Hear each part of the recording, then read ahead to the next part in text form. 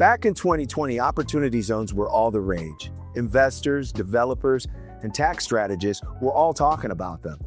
But even though they aren't making many headlines today, they're still a relevant investment strategy in commercial real estate. So what exactly are opportunity zones and why should investors still pay attention? Let's break it down. An opportunity zone is a way to defer taxes on personal property. For example, if you sold some stock or you sold a business, if you invested in an opportunity zone, you would be able to defer the taxes by that investment that you've made. Well, the advantages are not as good today as they were in the past, because anything that you sell today, stock, your business, the tax that you owe today, you would have to pay at the end of the tax season of 2026. So you're really only deferring your tax for a year and a half or a year or so. But the advantage is this: after you've paid the tax that is owed, anything after that, as long as you hold it for 10 years, is 100% tax-free. So if I invested today, let's say $100,000 in gains, and that $100,000 hypothetically turned into $1 million, that would all be 100% tax-free through an opportunity zone.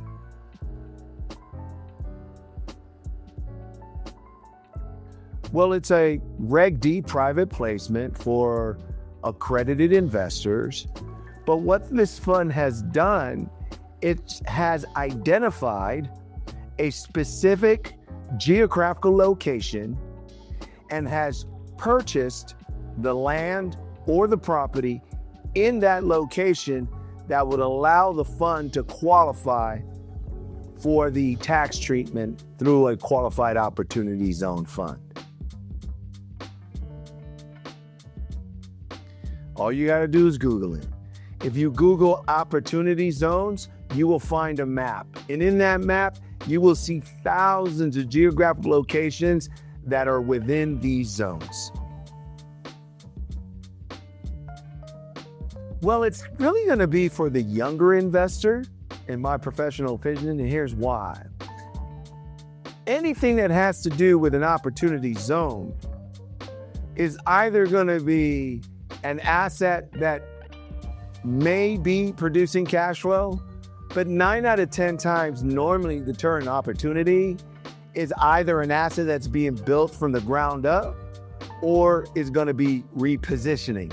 So if you're really looking for current cash flow today, it may not be a good fit. But if you're a younger investor and cash flow is not important to you, you're looking for great appreciation, that's right up your alley.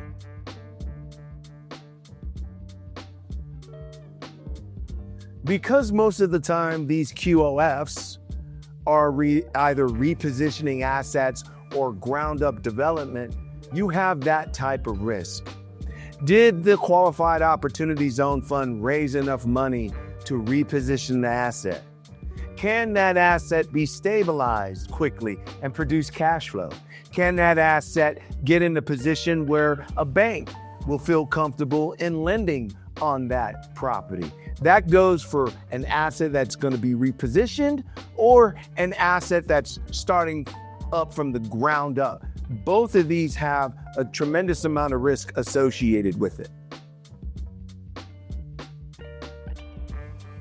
Well, at 1031 Crowdfunding, we have those Qualified Opportunity Zone funds. So if you're actually in a position where you're selling some stock or you've sold a business and your capital gains on that transaction is a tremendous amount of money, you might want to consider investing in a Qualified Opportunity Zone fund.